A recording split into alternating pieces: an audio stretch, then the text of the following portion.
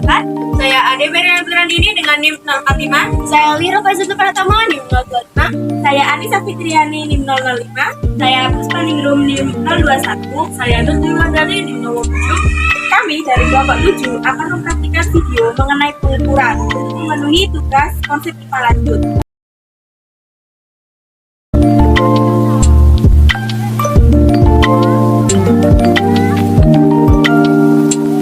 Benda yang pertama adalah buku. Di sini yang pertama kita menggunakan alat ukur baku yaitu penggaris. Bisa kita lihat ketika kita mengukur buku dengan penggaris dapat dilihat buku tersebut memiliki ukuran 19 cm. Alat ukur yang kedua adalah meteran penjahit. Sama dengan benda yang diukur adalah buku. Bisa kita lihat, kita memulai dari 0 sampai di sini buku tersebut memiliki ukuran 19 cm. Alat ukur yang ketiga yaitu meteran tukang. Di sini bisa kita lihat, kita mengukur dari 0 sampai 10. Lalu kembali ke satu lagi sampai 9. Jadi bisa kita simpulkan bahwa untuk panjang buku ini adalah 10 tambah 9 sama dengan 19 cm. Alat ukur baku selanjutnya adalah mikrometerskop. Di sini bisa kita lihat di skala utama menunjukkan angka 40,2 mm. Di skala nonius atau skala putar menunjukkan 49 atau 0,49. Jadi hasil untuk ketebalan buku adalah 40,69 mm. Alat ukur baku selanjutnya adalah jangka sorong. Di sini juga ada dua skala, yaitu skala utama dan skala nonius. Skala utamanya menunjukkan 1,9. Lalu skala noniusnya kita lihat yang sejajar. Di sini 2. Berarti 2 dikali 0,01, 0,02. Jadi untuk skalanya 1,9 ditambah 0,02 sama dengan 1,92 cm. Yang selanjutnya adalah alat ukur tidak baku. Yang pertama adalah jengkal menggunakan telapak tangan. Di sini bisa dilihat bahwa ukuran buku jika diukur dengan menggunakan telapak tangan adalah 1 jengkal. Alat ukur tidak baku selanjutnya adalah langkah kaki. Di sini bisa kita lihat bahwa ukuran buku jika diukur dengan menggunakan langkah kaki adalah 1. Alat ukur tidak baku selanjutnya adalah depa. Bisa kita lihat di sini, ketika kita mengukur buku dalam satuan depa, karena ini tidak sampai setengah depa, jadi bisa disimpulkan bahwa ukuran buku jika menggunakan depa adalah 1/6 depa.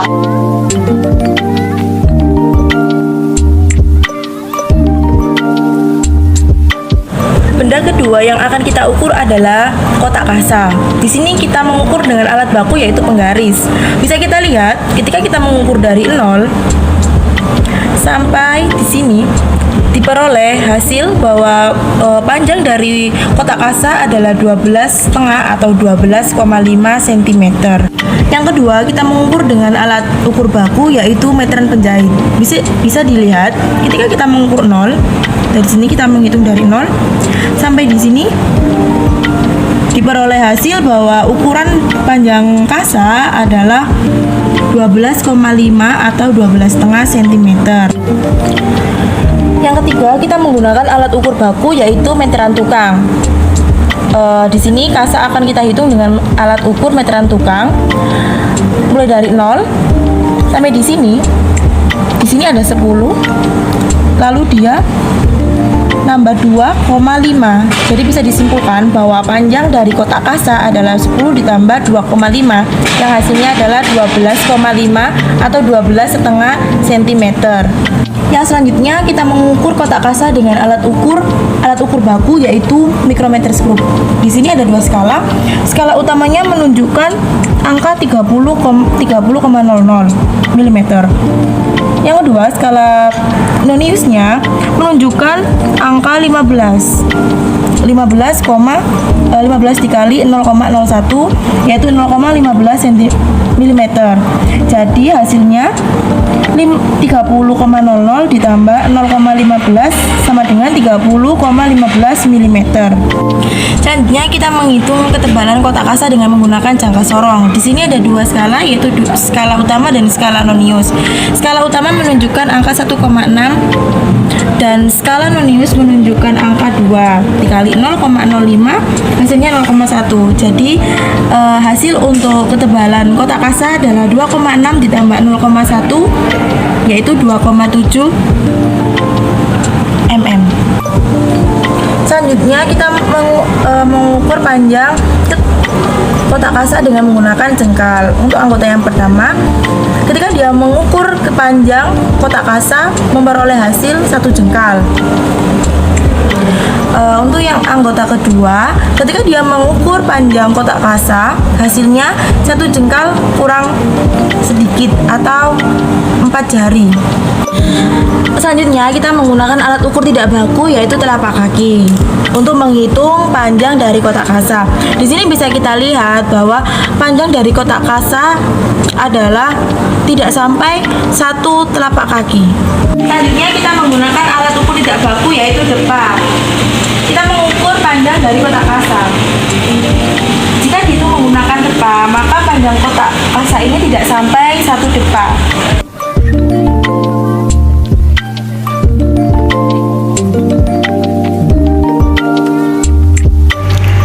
Kita mengukur panjang dari handphone menggunakan penggaris. Di sini bisa dilihat ketika kita mengukur dari 0 sampai dari panjang akhir untuk handphone ditemukan hasil 16 cm. Jadi panjang dari handphone adalah 16 cm. Selanjutnya kita mengukur panjang handphone menggunakan alat ukur baku yaitu meteran penjahit. Untuk mengukurnya sama, kita mulai dari 0 sampai di akhir panjang dari handphone menunjukkan angka 16. Jadi panjang dari handphone adalah 16 cm. Selanjutnya kita mengukur panjang handphone menggunakan alat ukur baku yaitu meteran tukang. Untuk menghitungnya sama, kita mulai dari 0. Di sini ada 10 cm. Karena masih kurang kita tambah. Di sini menunjuk angka 6. Jadi untuk panjang handphone keseluruhan adalah 10 tambah 6 cm sama dengan 16 cm. Kita mengukur ketebalan handphone menggunakan micrometer screw. Di sini ada dua skala, skala utama dan skala putar. Skala utama menunjuk angka 38 mm dan skala putar menunjuk angka 10 dikali 0,01 sama dengan 0,1 mm. Jadi untuk ketebalan keseluruhan dari handphone adalah 38 ditambah 0,1 sama dengan 38,1 mm. Kita menghitung ketebalan dari handphone menggunakan jangka sorong. Di sini ada dua skala, skala utama dan skala nonius. Skala utama menunjuk angka 0,8 mm dan skala nonius menunjuk angka 2 dikali 0,05 sama dengan 0,1 mm. Jadi untuk ketebalan keseluruhan dari handphone adalah 0,8 ditambah 0,1 sama dengan 0,9 mm.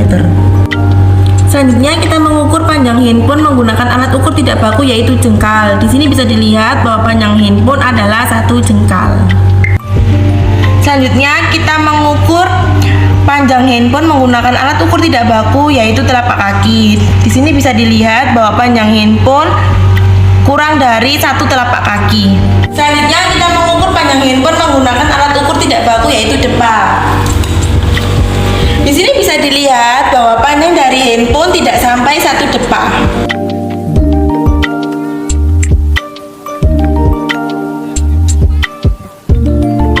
Benda yang ketiga adalah remote AC. Untuk alat ukur pertama yaitu penggaris. Bisa kita lihat, kita mengukur dari sini yaitu dari angka 0 sampai ke sini dan ketemu hasil untuk panjang dari remote AC adalah 14 cm. Selanjutnya menggunakan alat ukur baku yaitu meteran penjahit. Untuk pengukurannya dari sini 0 sampai di sini kita ketemu hasil dari pengukuran panjang remote AC adalah 14 cm. Selanjutnya menggunakan alat ukur baku yaitu meteran tukang. Sama, untuk menghitungnya kita harus menghitung dari angka 0 sampai di sini ada angka 10 ditambah lebihannya ada 4 Jadi untuk panjang dari remote AC sendiri adalah 10 ditambah 4 sama dengan 14 cm. Selanjutnya kita menghitung ketebalan remote AC dengan menggunakan jangka sorong. Di sini ada dua skala, yaitu skala utama dan skala nonius. Bisa kita lihat skala utamanya menunjuk angka 1,3 mm dan untuk skala noniusnya bentuknya sejajar adalah 3 dikali 0, ketebalannya 0,05, hasilnya sama dengan 0,15 mm. Jadi untuk ketebalan dari remote AC sendiri adalah 1,3 ditambah 0,15 sama dengan 1,45 mm. Selanjutnya kita menghitung ketebalan remote AC dengan menggunakan micrometer screw. Di sini ada dua skala. Skala utamanya menunjuk angka 42 mm dan untuk skala putarnya menunjuk angka 35 dikali 0,01, hasilnya 0,35 mm. Jadi hasil untuk ketebalan remote AC adalah 42,00 ditambah 0,35, hasilnya 42,35 mm. Selanjutnya kita menghitung panjang remote AC menggunakan alat ukur tidak baku, yaitu jengkal. Bisa dilihat bahwa di sini panjang dari remote AC adalah 1 jengkal. Selanjutnya kita menghitung panjang remote AC menggunakan langkah kaki. Bisa dilihat bahwa panjang dari remote AC tidak sampai 1 langkah kaki atau 1 telapak kaki. Selanjutnya kita menghitung panjang remote AC dengan menggunakan alat ukur tidak baku, yaitu depak. Bisa dilihat bahwa panjang dari remote AC sendiri tidak sampai 1 depak ataupun setengah depak.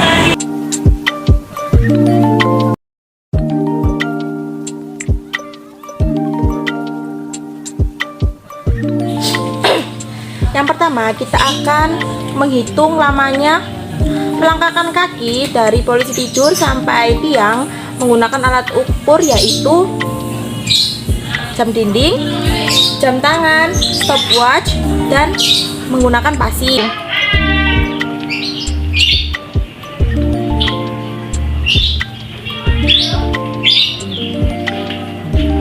Selanjutnya kita akan menghitung lamanya waktu mengisi air di dalam botol Cleo yang berukuran 1,5 liter dengan menggunakan alat ukur jam dinding, stopwatch, jam pasir, dan jam tangan.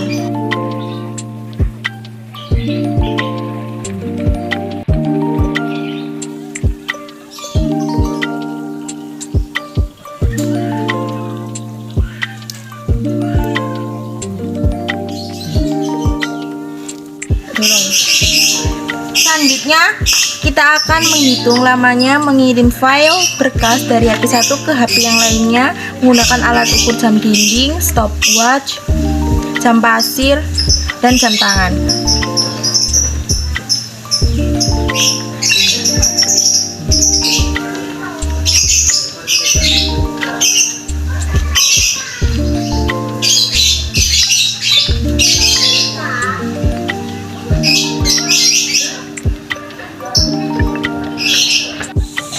Selanjutnya kita akan menghitung lamanya waktu saat kita menggunakan sepatu atau memakai sepatu.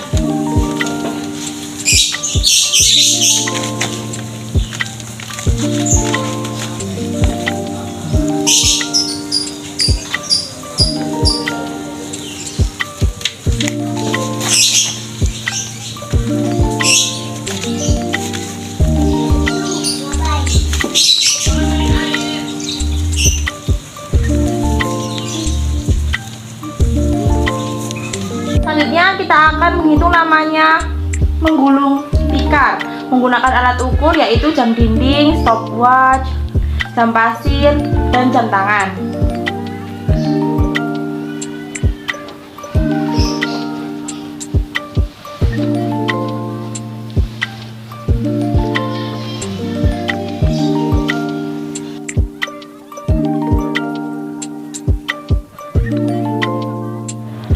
Kita akan masuk ke pengukuran suhu. Di sini kita menggunakan dua alat ukur, yaitu alat ukur baku dan alat ukur tidak baku, yaitu termometer digital dan punggung tangan. Yang pertama, kita akan mengukur suhu tubuh dari anggota teman kita menggunakan termometer digital.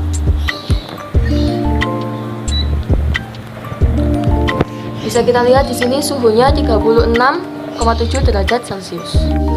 Selanjutnya kita akan mengukur suhu tubuh anggota kedua. Bisa kita lihat di sini kita memperoleh suhu 36,8 derajat Celcius. Selanjutnya kita akan mengukur suhu di dalam ruangan. Bisa kita lihat di sini kita memperoleh suhu 36 derajat Celcius. Nah, kita akan mengukur suhu di luar ruangan. Bisa kita lihat di sini kita memperoleh 38,6 derajat Celcius. Selanjutnya kita akan mengukur suhu menggunakan punggung tangan. Dapat disimpulkan bahwa suhu anggota pertama terasa hangat. Yang selanjutnya kita akan mengukur suhu badan anggota yang kedua. Dapat disimpulkan bahwa suhu anggota kedua lebih hangat daripada anggota pertama.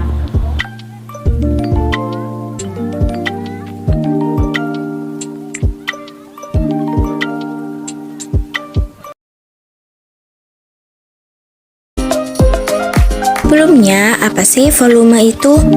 Volume adalah perhitungan seberapa banyak ruang yang bisa ditempati suatu objek. Nah, objek itu bisa berupa benda yang beraturan dan benda yang tidak beraturan.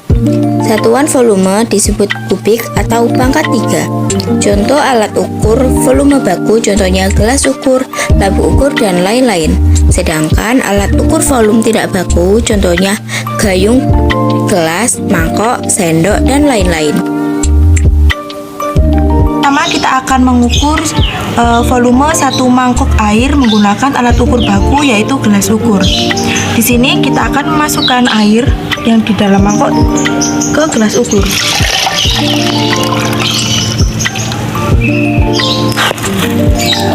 Bisa dilihat bahwa volume dari satu mangkuk air sama dengan 550 mili.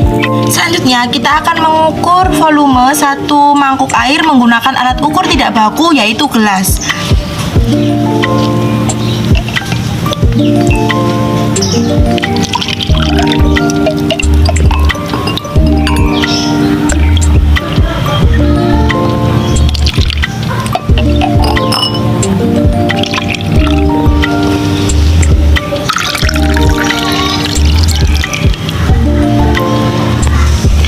Di sini bisa dilihat bahwa volume satu mangkuk air sama dengan 2 gelas. Selanjutnya kita akan mengukur volume satu mangkuk air menggunakan alat ukur tidak baku yaitu sendok. Di sini kita akan hitung berapa sendok air yang bisa dihasilkan. 1, 2, 3, 4, 5, 6, 7, 8,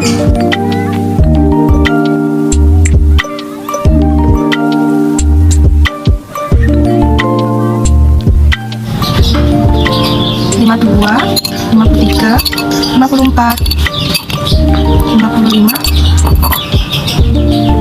56. Jadi bisa disimpulkan bahwa volume satu mangkuk air sama dengan 56 sendok.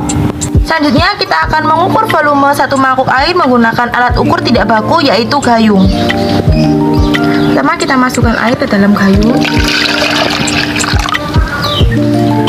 Dapat dilihat bahwa volume satu mangkuk air tidak sampai satu gayung atau setengah gayung. Selanjutnya kita akan mengukur volume satu gelas sirup menggunakan alat ukur baku yaitu gelas ukur.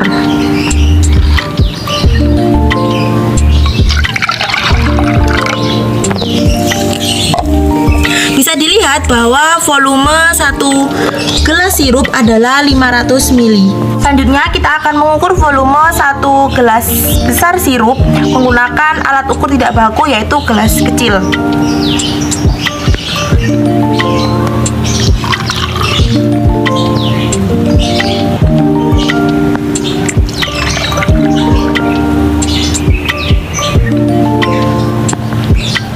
Bisa dilihat bahwa volume satu gelas sirup besar sama dengan 2 gelas kecil.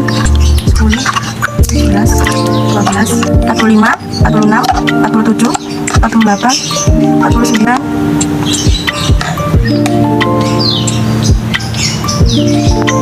50. Jadi bisa disimpulkan bahwa volume 1 gelas besar sirup sama dengan 50 sendok. Selanjutnya kita akan mengukur volume 1 gelas besar sirup menggunakan alat ukur tidak baku yaitu gayung.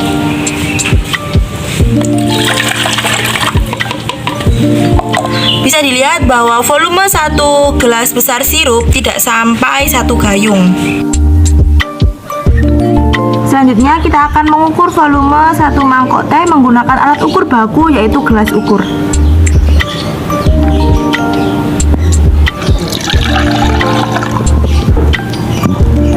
Bisa dilihat bahwa volume 1 mangkok teh adalah 200 ml. Selanjutnya kita akan mengukur volume 1 mangkok teh menggunakan alat ukur tidak baku yaitu gelas.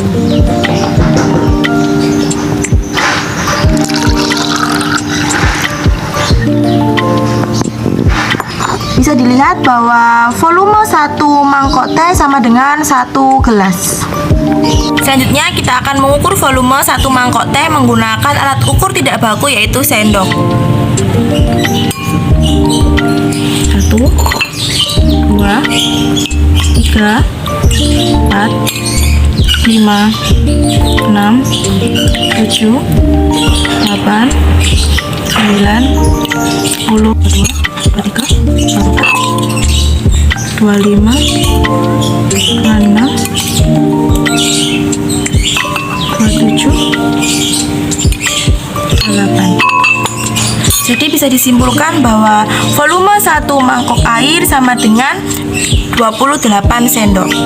Selanjutnya kita akan mengukur volume 1 mangkok teh menggunakan alat ukur tidak baku yaitu gayung.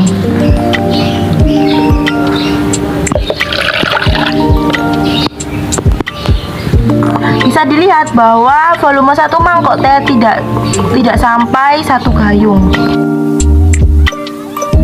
Selanjutnya kita akan mengukur volume mangkok kecil yang berisi kopi menggunakan alat ukur baku yaitu gelas ukur.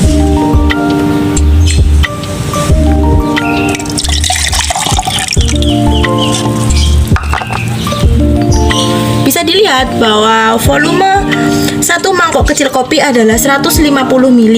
Selanjutnya kita akan mengukur volume 1 mangkok kecil yang berisi kopi menggunakan alat ukur tidak baku yaitu gelas.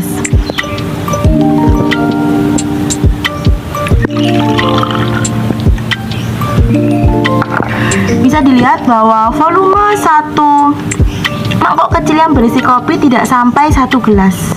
Selanjutnya kita akan mengukur volume 1 mangkok kecil berisi kopi menggunakan alat ukur tidak baku yaitu sendok.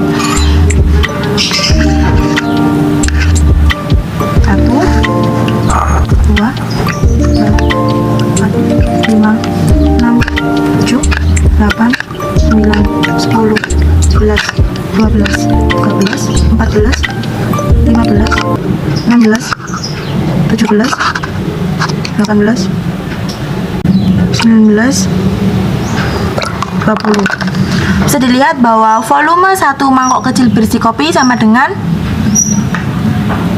20 sendok. Selanjutnya kita akan mengukur volume 1 mangkok kecil berisi kopi menggunakan alat ukur tidak baku yaitu gayung.